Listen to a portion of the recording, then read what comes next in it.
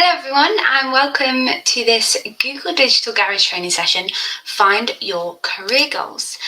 My name's Kirsty and I am a skills trainer, a trainer for this free skills program, Google Digital Garage, and I am so excited to be here today with you.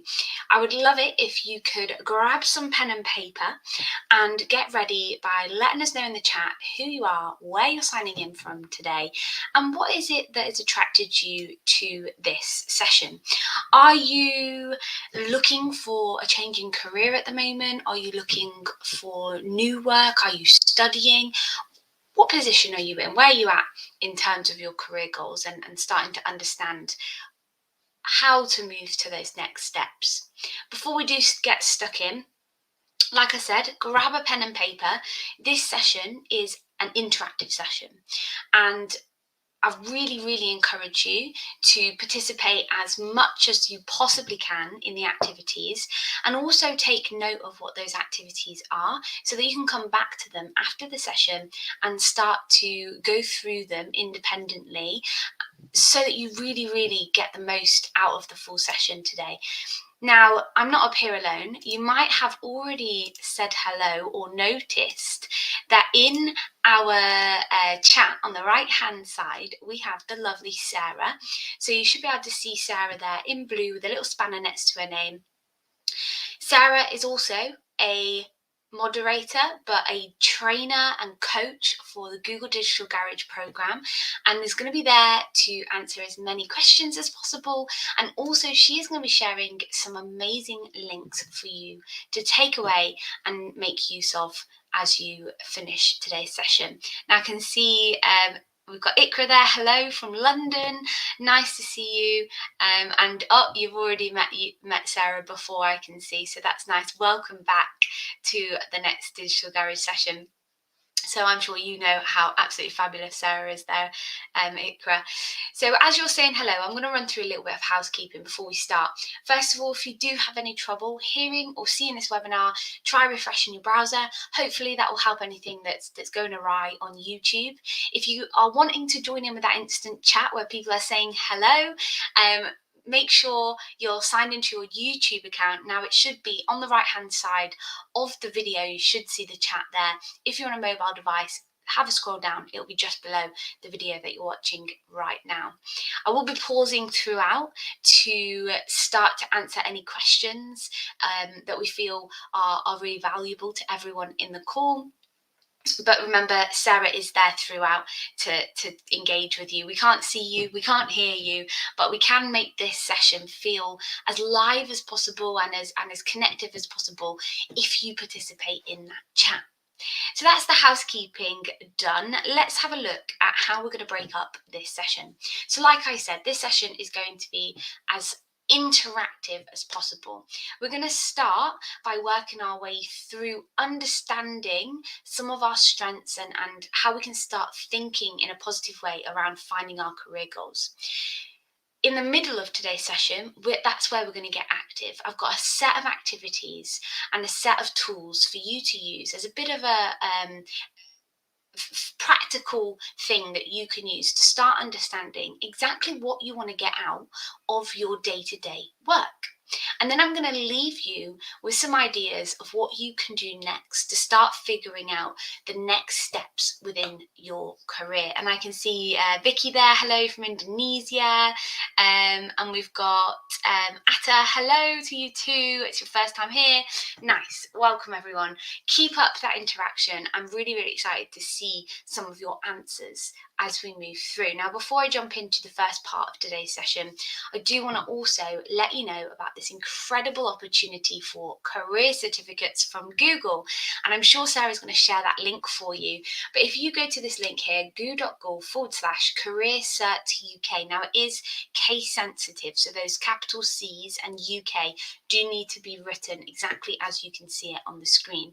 You have this opportunity to improve your skills and be job ready within a number of different fields, and there's 6 in total different certificates, career certificates that you can work through And they're designed to put you into a position where you can start working in that industry as you finish those certificates. They're in high demand areas like project management, IT support, data analysis, digital marketing and e-commerce, and there's a couple of others there as well. So you can sign up for that at google.com/career cert UK. Let's move in to getting to think about the session. And I want you to take your mind back, and I want you to start thinking about a time where you were most fulfilled. Now, this might not have been in necessarily a formal job. It could have been. So if you're here today as a student and you've not actually had your first job yet, think to a place and a time where you felt fulfilled. Were you working? Were you volunteering? Were you studying? Is it within something that you've done consistently as a skill or a hobby outside of your studies or work? Really start to think back. What were you doing? What was happening around you? And how much of that fulfillment was about how much you got paid, if you were in a working situation? And what I would love for you to do is I would love for you to tell myself and Sarah in the chat any of your memories of when you have felt in your life most fulfilled. I would absolutely love to see that come through in the chat. 3 out of 10 workers in the UK do not believe they have good prospects for career development. Now, I know we've got a little bit of an international audience today, but start to think, do you feel, in terms of your career development, do you feel like you've got good prospects, or are you part of this statistic as well, especially those of you here in the UK? 3 out of 10 workers. When we consider that we actually work, and a lot of up to a third of our lives are spent working, can we afford to be those 3 out of 10 workers that don't feel like we've got any good prospects when it comes to our career? So it's really, really interesting when we start to see where people are. Now, we're going to evaluate what we would find as individuals, and it's going to be different for everyone, a fulfilling job, using a Venn diagram, using a method that has 3 key elements. The first one is called something you enjoy, the thing that you find pleasure in, or the things that you find pleasure in. The second part of this Venn diagram is something that you're good at. Does it naturally play to the strengths that you have as an individual? And the third part of the Venn diagram is all about something that people value. Is there a market out there for what you're doing? Is there someone somewhere who's going to pay you to do this thing? And as we look at this Venn diagram, we can start to understand where our skills lay in each of these areas. Now, we have this sweet spot right in the middle there where all 3 circles cross over. Because if we had something that was just something we enjoy, and potentially that's just fun, it's something that we do for ourselves. If it's something that people will pay for, but we're not enjoying it and we're not very good at it, then it's maybe not for us. And on the final top left there, if it's something that we're really good at, but we don't enjoy it and there's no market out for it, is it just practice chores, something that we just need to do out of necessity? And then we can move that circle in. If it's something people value and something we're good at, but we have no joy from it, is that a job that we're going to find boring? If it's something that we're good at and something we enjoy, but it's got no value in a certain market, potentially that's something that could be classed more within a skilled hobby.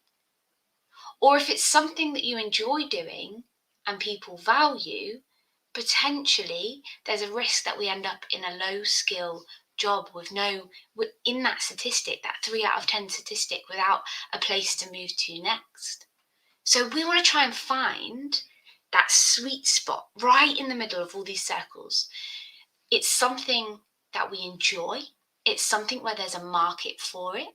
And there's something that we are also good at, or we can continue to work on to become better at.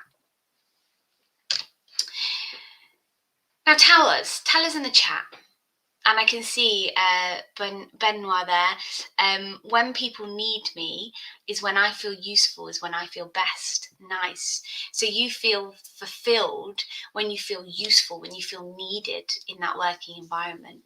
Hold on to that because we are going to come back to some of these. Tell us in the chat, answer this question. What do you think top motivator at work is? What do you think the top motivator at work is? What's your top motivator at work? So if we're Benoit, when people need us might be the motivator. How about everyone else in the chat? What do we think? What do you think we need to make work fulfilling? And what do you think the majority of people would say was a top motivator at work? And I'd love to hear your ideas in the chat. So pop them in the chat as they come along. A lot of the time, I get things like, oh, how much money I earn, feeling useful, which we've had already, potentially being appreciated. And there's no wrong answer here. Absolutely no wrong answer. Nice. And I can see that coming through. Being respected and appreciated in the work environment. Absolutely. Absolutely. What I'm trying to get at here is it's not always money, right? And although we need money to survive, we need a roof over our head, we need to pay our bills, actually, statistically, the top motivator to continue to make our work fulfilling is the recognition of the work we're doing, as well as feeling like we're earning what's worth our time, and we're able to progress. Absolutely. And I can see I feel bad for saying this, but the money is a factor. Absolutely, I don't disagree. I don't disagree that it is a factor. And especially when we're choosing a job that's right for us, right? We look at the salary, we want to understand that that's going to fulfill our needs in terms of our financial needs. But once we've got what we need financially, we need more. We need more than that in order for us to take that next step, to feel motivated, to turn up every day and want to do an even better job than yesterday. And interesting, Vicky, yeah, money is one of my reasons to stay in some toxic environments. So the money helped you stay in that environment because you didn't want to lose it. But did you turn up and do your best work every day? And if the environment had been nicer and less toxic, and you had that recognition and that appreciation, maybe that position would have actually been so much more fulfilling than you found it. Iqral, I helped a friend advertise their business on social media in my free time. After doing research about marketing strategies for them, I came to the conclusion that I wanted to do digital marketing. Nice, and welcome.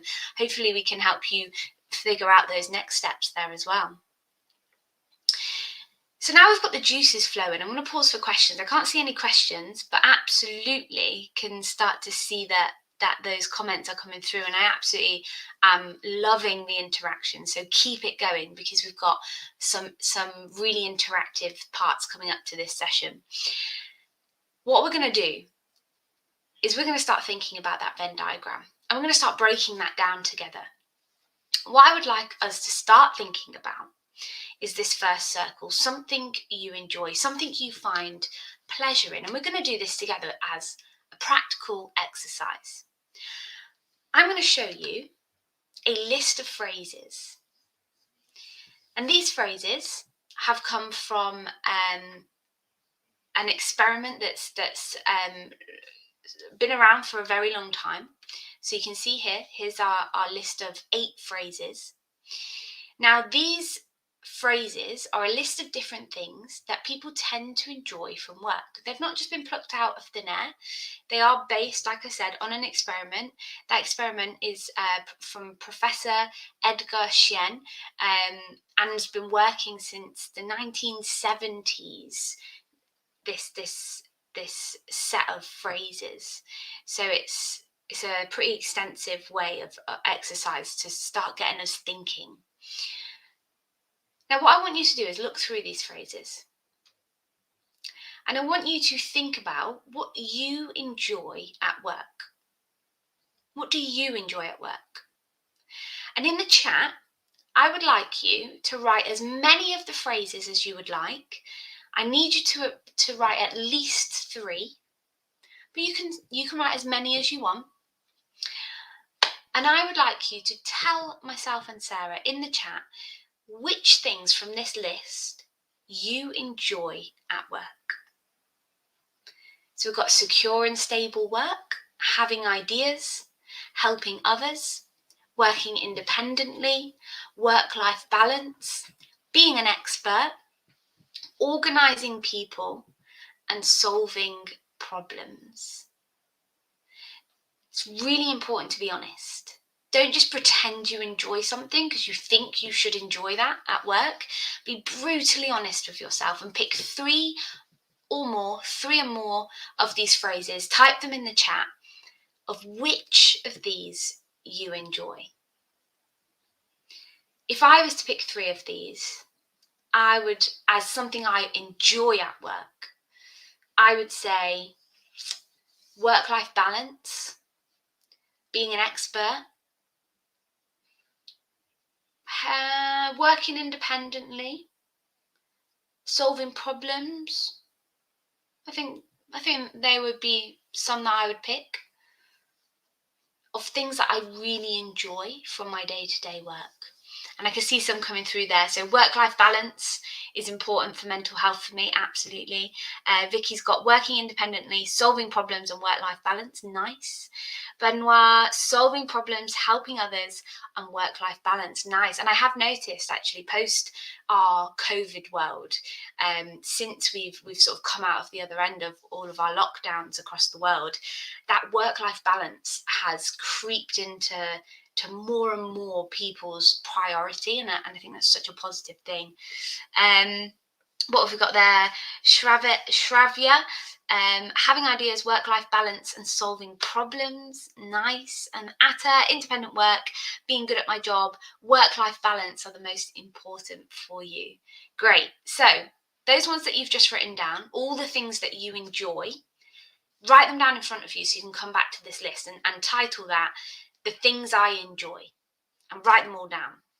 What I would now like you to do, the next step, with those comments that you've just written in the chat for us, I would now like you to rank them in order. So 1, the most important out of the ones you've chosen, to 3. So 1 is the most important, and then up to 3. I would like you to give me the top 3 same phrases that are the most enjoyable to you. The absolute most important thing for your joy at work. What are the top 3 things? Number 1 being the most enjoyable. Now, if I was to give you that in an order, number 1 for me would probably be solving problems. Gets my cogs turning out, and it's the thing that makes my brain work, right? So number 1 of enjoyment would be solving problems. Number 2, I would say work-life balance. It's become very, very important to me in order for me to enjoy what I'm doing. And number 3, I would say in terms of enjoyment, having ideas. So there would be my 1, 2, 3.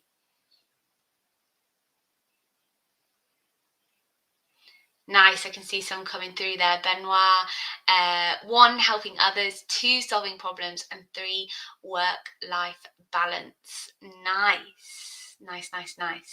Really, really like those. Keep them coming. I will read them as they come through. So make sure, if you've already written them in the chat, get them in front of you as well. Write them down in front of you so you can really come back to this as an exercise and start to think about that. And I can see Atta there, 1 being an expert. Give me your 2 and 3. Abdul Rahman Atta, give me your number 2 and 3. I'd love to know what they are. So number 1 is being an expert. Amazing. So what's 2 and 3 of your joy? Vicky, I want to ask, why is there no salary option? So what we're trying to do here with this list, Vicky, is start to think of the other things that are important to us around our work other than the salary. The salary is a given. We all need to put a roof over our heads and eat and pay bills.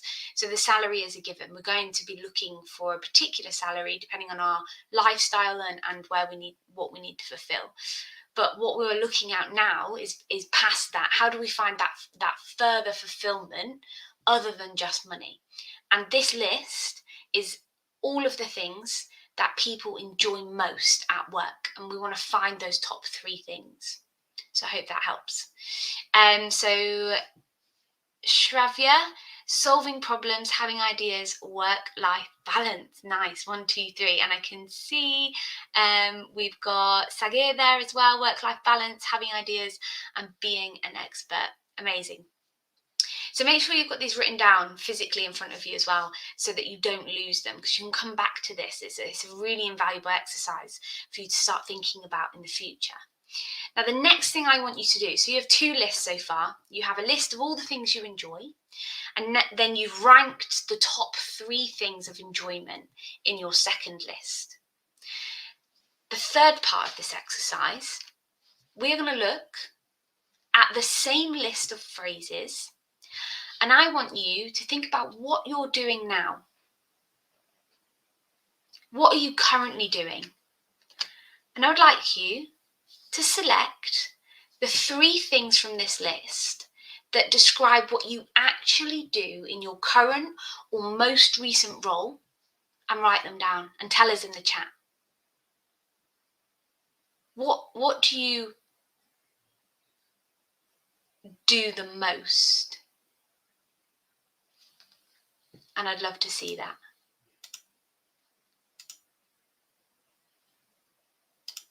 And I'll keep an eye out in that chat for those to come through. So if I think about what I actually do, I help others. I solve problems, and I have ideas. Absolutely. And I do work quite independently most of the time. With my top 3, I would say I solve problems, I have ideas, I help others. Maybe my top 3 there. Let's see what's coming through. So that's okay. If you're currently a student, that's okay. What are you doing as a student out of these things? A student still has to have work-life balance. So what are you actually doing? Think about it in your current position. What are you doing currently? In my document here, Sagir, being an expert. Okay, so how does that, and that links. Okay, nice. Try and give me 3, Sagir. Try and give me at least 3, so you've got 3 things in each list. And I'll wait for a couple of things to come through. Now, once you've got this third and final list, what I would like you to do is compare your top 3 most enjoyable things that you want from work and your 3 things that you feel you're currently doing. Are they anywhere near the same? Are they alike in any way? Do you have certain crossovers? Are there any major differences between those 2 lists? And sometimes what we can do when we compare our second list and our third list, some people will find there's a huge difference and the lists are completely different. And that potentially is a cause of some of their dissatisfaction in the workplace. They're not getting anything from their 1, 2, 3 things that I most enjoy from a working environment. And everyone is different. And you can see from all of the lists coming through, in the chat, everyone is different. And in a healthy workplace, there's going to be a range of people that enjoy a range of different things within each working environment. And it's important for you to think honestly and actively about what you enjoy at work when you're studying, volunteering, whatever it is that you're looking at. The more that you do those things, the more that you can start, the more that you understand those things, the more that you can start deliberately seeking those things out within the workspace and prioritizing them within the jobs that you're looking for. If you are someone sat here today where there was huge differences between your second and third list, it's not a bad thing. It's an absolute great way to start focusing on the type of role or the type of position that you would like to look for as your next steps. If you're someone that is actually that your lists were very close and they had a lot of overlaps and only one thing was different, great, fantastic. So you've got something that you enjoy. Maybe it's something else that we need to look at in order to find that fulfillment, but you've got that first step. Now, I can't see any questions, but we're on our second pausing for questions, and I'm sure Sarah will pass them over as and when they come through. But please do remember, Sarah is there in the chat. So if any of you do have any side questions and you do want to have a chat with Sarah or wait for the next pausing for questions before the end, please do. We're here. We want to make sure you leave today feeling really encouraged and enthusiastic to take those next steps. So next part of our Venn diagram is the something that we're good at. So we've looked at the something we enjoy. Now we want to explore what we're good at. And there's a really nice way, a visual way we can start to think about this.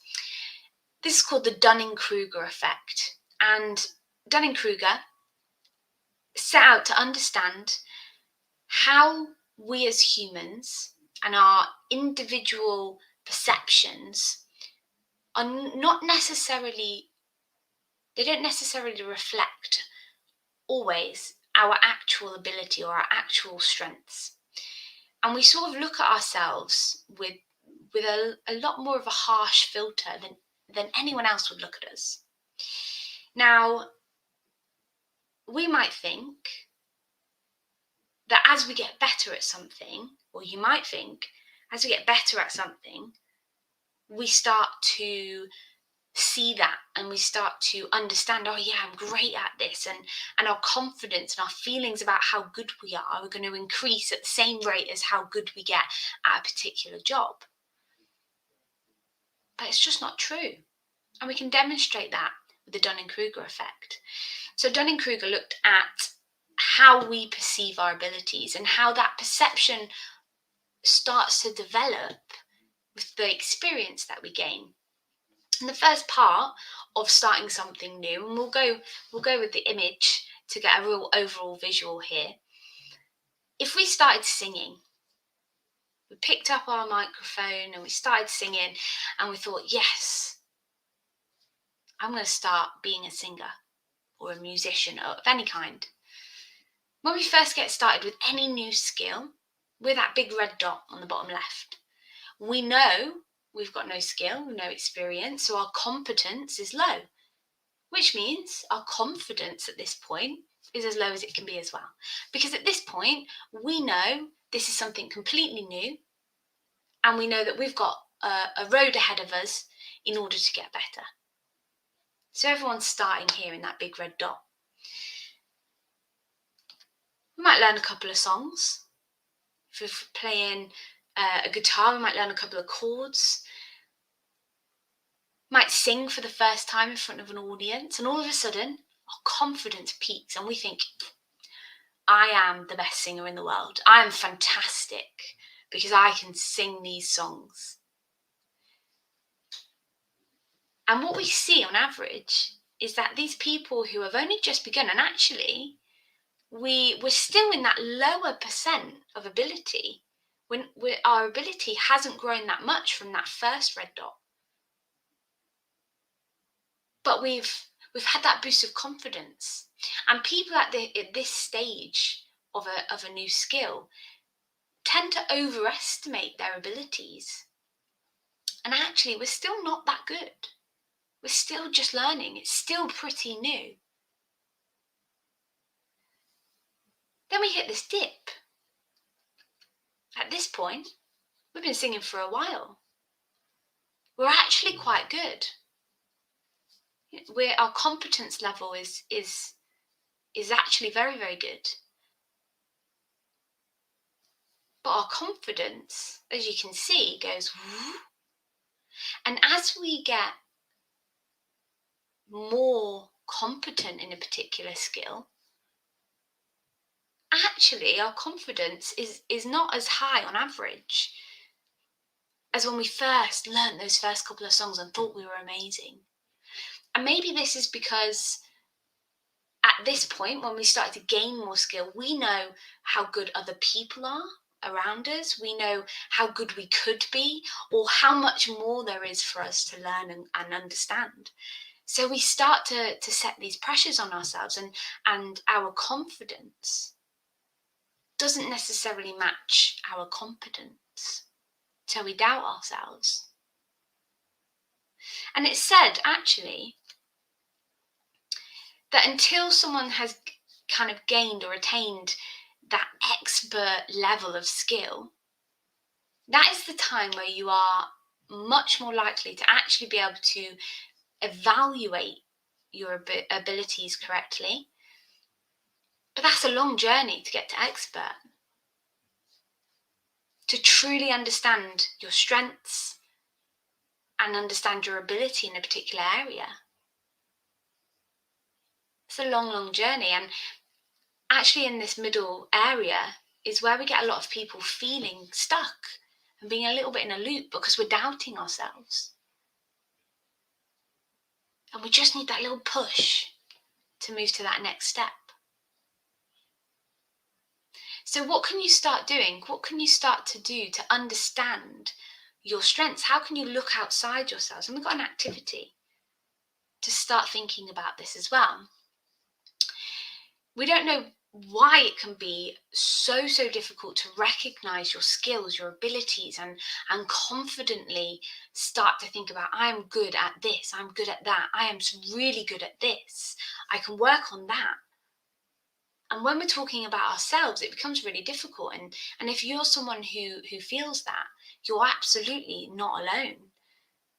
But we've got a practical exercise for you to do that might help you start thinking about this.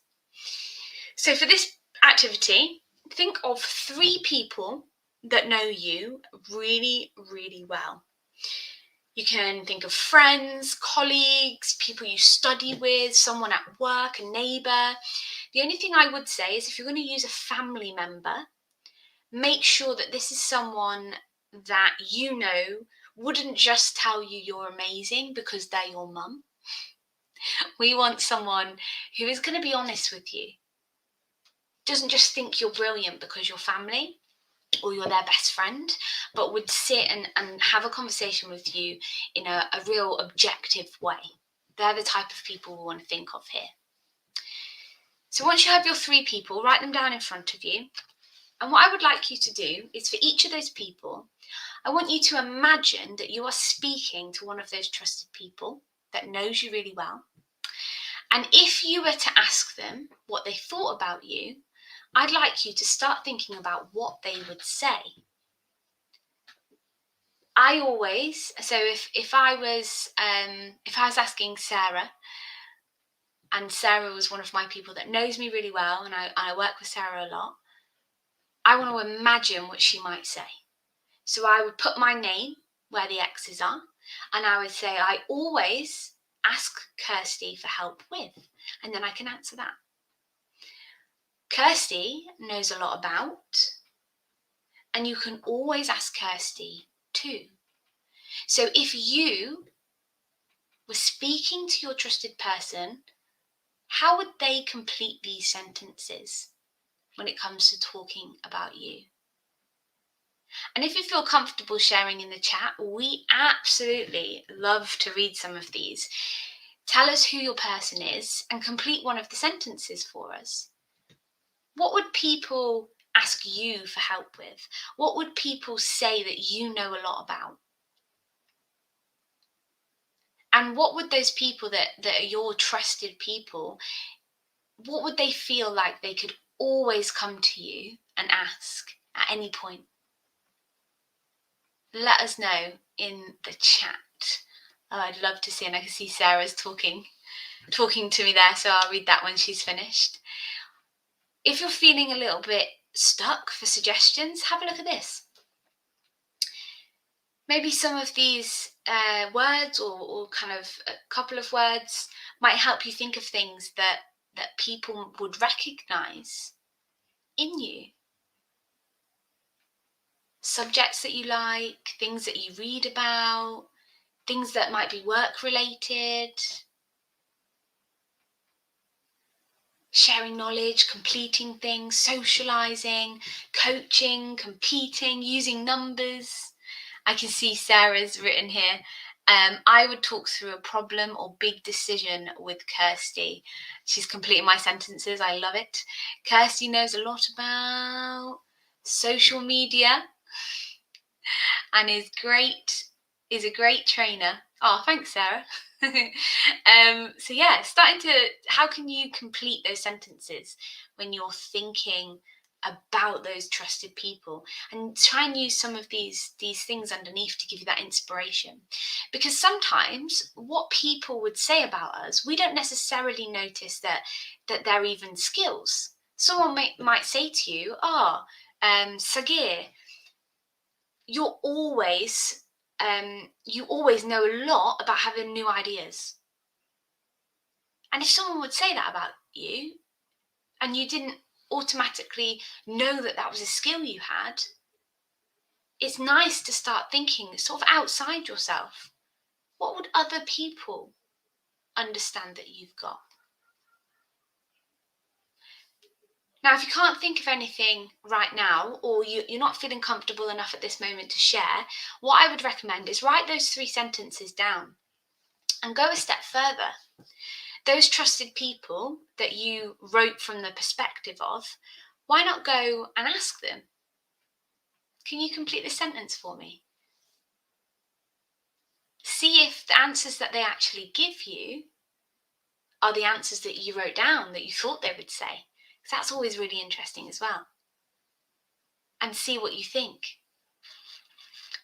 So this is a really great exercise for you to work on, and it can really help you start to think about those natural skills and those strengths that you have and you've worked on and you've really started to own, and how can you take them into a workplace? How can you make sure that those people that you are interacting with, interviewing with, studying with, really understand what you're bringing to the table, so you can start to sell those skills in a real great way?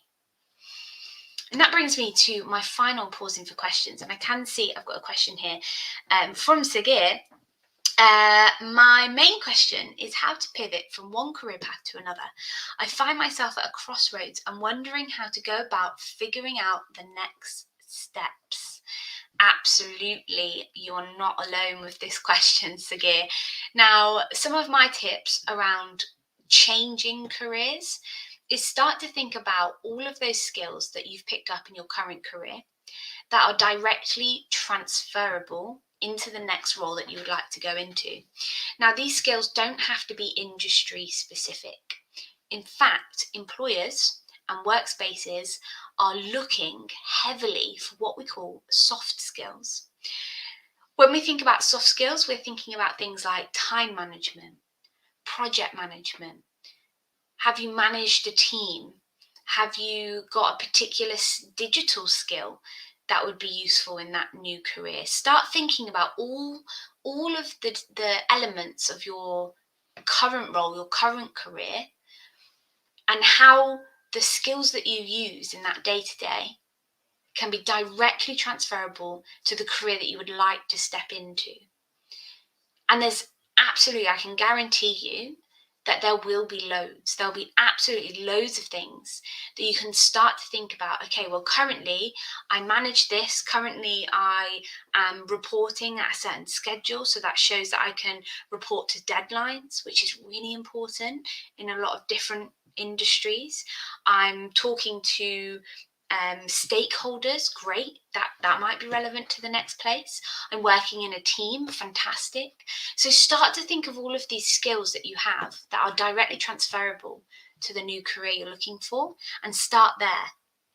Especially if you're feeling a bit at a crossroads and are not really sure where to search, find some inspiration from some of the job descriptions of the job you would like to go into, and start to think, okay, out of this list, this bullet pointed list, what are the skills that I feel I already tick from my previous role, and that I would be bringing that experience with me into this new industry? Because every single thing you've done up until this point is still going to be relevant. It's just the industry that's different, but there's still things that you can transfer.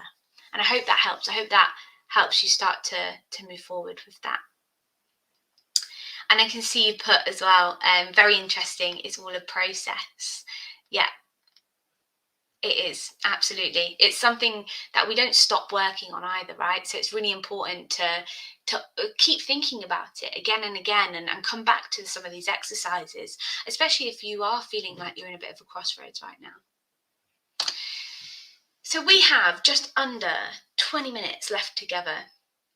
And I want to finish up with this final circle in our Venn diagram, which is all about making sure we've not only found something that is something we enjoy, and we found something that we're also very good at, but we're still hitting that sweet spot. Remember, we want to find that bit in the middle where all three circles overlap, the sweet spot. And to do that, we need to consider what people value. Is there a market out there? Is there someone somewhere that is going to pay us for this particular type of role that is something we enjoy and something we're very good at? How can we make sure there is a market out there for it? And to give you some examples, I've actually got some case study examples here. Three very short stories around people who have found something that is their passion or their fulfillment in a working environment. On the screen, you can see Abby. Now, Abby worked in a technology, in tech, in an entertainment business, and used to make everyone that she worked with cakes. So she used to bring in cakes for all of her colleagues, put them in the staff room. And she'd get such good feedback, and she absolutely loved making them. It was just something she did on a day-to-day business, a day-to-day life, to bring them in. Over time, so many colleagues started saying to her, "Oh, Abby, you should sell these. They're fantastic. I can't even buy cake like this in my supermarket, or when I've bought a birthday cake for my child or partner, whatever it is. Abby, you should definitely sell these. They're definitely worthy of you making some money off these cakes." So Abby thought, you know what? I'm going to try and start my own business. She called it Abby's Pantry, and she started in London. Since she's moved to Edinburgh, and it's a classic story of not really knowing that something that you absolutely enjoy and something that you're really, really good at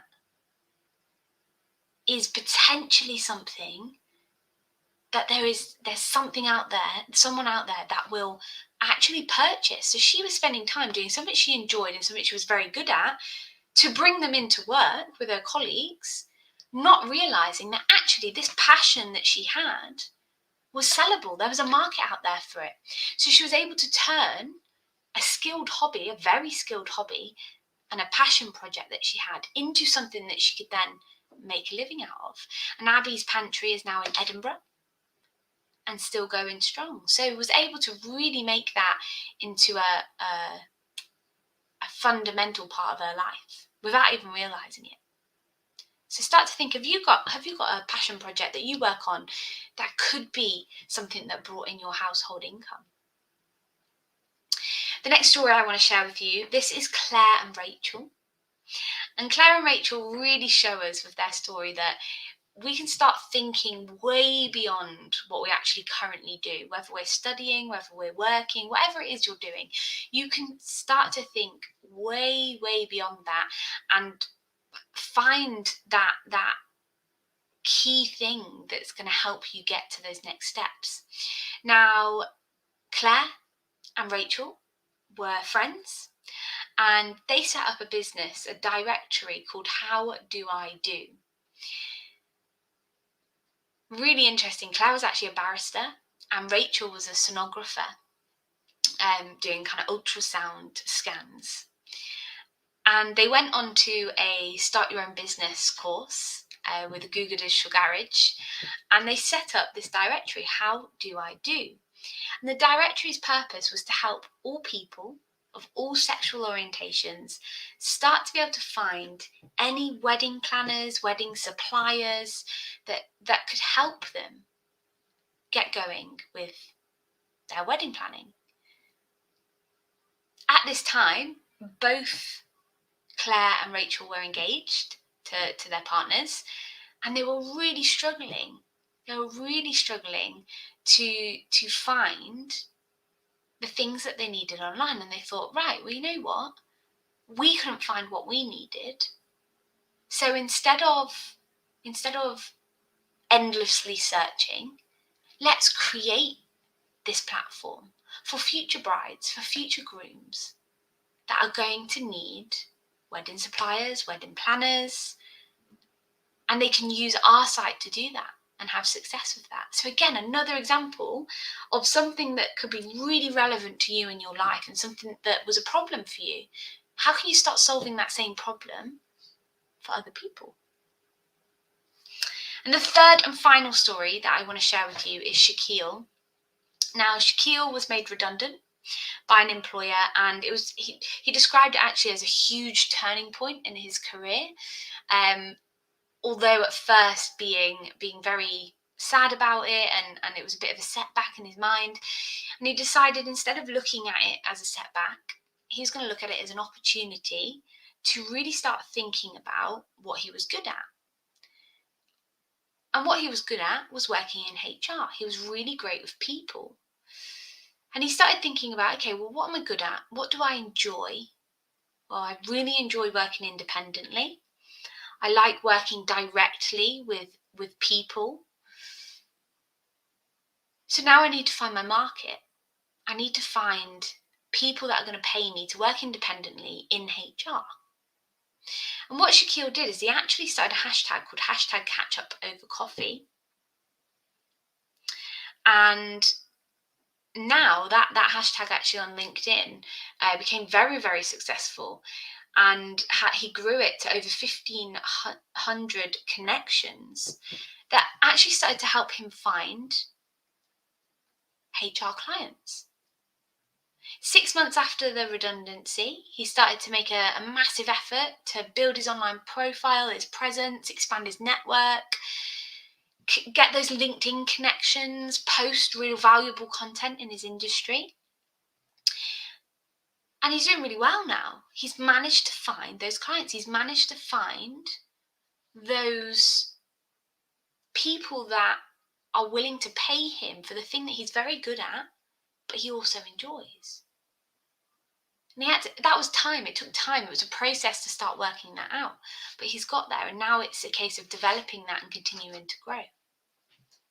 So really, really kind of inspiring stories there. Now, when we're in this third section, what will people value of these skills that we have? You can start to ask yourself, what job or profession is going to value what I'm good at and what I enjoy? What businesses, what types of businesses can use the skills that I've got? And what groups of people might be able to actually pay you to do what you do or make what you make? Now, right down in front of you, we've done a set of exercises, practical exercises that really can start to help you think about not only the skills that you have and those transferable skills, but also starting to think about the things that you really get from work and you enjoy from work, and the things that you are not currently getting that you need in order to feel fulfilled. Now, what I would do and encourage you to do after this session is start to think about some of the places and at least one location, at least one type of role that you feel you could be valued. And after the session, see if you can come up with a few more that link all three of these circles together. Now, a couple of places that you can start actually looking for work. On the left-hand side, we've got an example of Google Jobs. Really nice platform, really simple to use. You've got so many filters that you can implement. You get a list on the left-hand side that you can scroll through of all the jobs that are currently active. And as you click into them individually, on the right-hand side in that section, you can start to read more from that particular advertiser for that role, and actually understand exactly what they want for that role, what skills they need, what qualifications they need, and start to understand some of the language behind those job descriptions. There's a couple of other places that you can also look. I mean, LinkedIn is a great place. There's a jobs board. You can start to look for some of those opportunities on LinkedIn. And there's a couple of not-for-profit and charity or volunteering sites there as well. We've got Do It, really nice platform if you're looking for volunteer opportunities or remote volunteering. And then Charity Job, if you are someone that's looking to work with a charity or a not-for-profit organisation, have a look at Charity Job, because there's quite a few opportunities there across all different industries that might appeal to you. There's loads of other platforms. These are just a handful of really nice places for you to start exploring potential career options and having a look at what people want, what people are looking for, what skills they're looking for. And you can start to match up those job descriptions to the exercises that we've worked through together today. Now, what I would love for you to do on your paper in front of you, and I would love for you to share in the chat if you feel comfortable, I would like you to start thinking about some of the goals that you want to reach.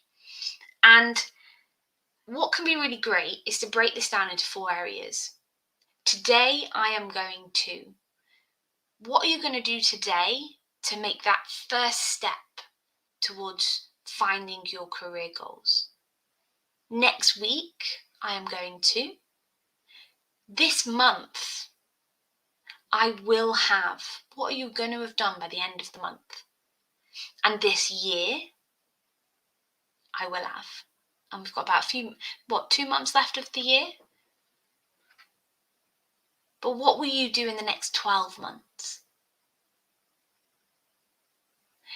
When you're speaking to those trusted friends, if you get the opportunity, you might want to share these next steps.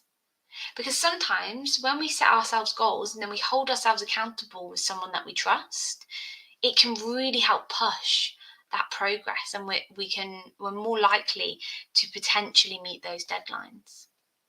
So if you want to tell us some of those goals that you feel that you've got, please tell us in the chat. We'd absolutely love to hear some of those. I can see I've got a comment here, a question from Talha. How can I identify relevant skills? I have many skills, but I cannot focus on any one of them. Please help me. Okay, this is a real common question. Now, what I would say is try writing out what you think all your skills are in one big long list. And there's a really nice tool actually called Tag Crowd. I'm not sure if Sarah will be able to find that link for you. So it's called Tag Crowd, and it's a word cloud builder. So what you can actually do is you can copy and paste a number of job descriptions that you would like to apply for. And I think I've copied like 5 total. And this Tag Crowd tool will create a word cloud of all the most used words within those job descriptions. And some of those words are going to be related to skills.